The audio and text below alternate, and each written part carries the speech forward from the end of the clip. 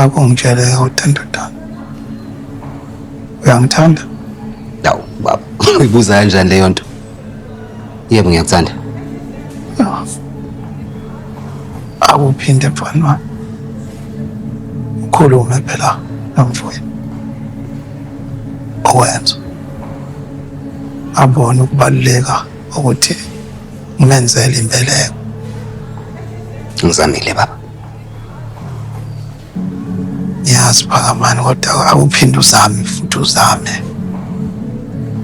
Yalidinga ithuba lokuthi ngihlabe imbuzi nje ngihlanganise igazi lethu. Kufanele ngiyilungise leyo nto. Mhlawumbe ithuba lami lokugcina ngile.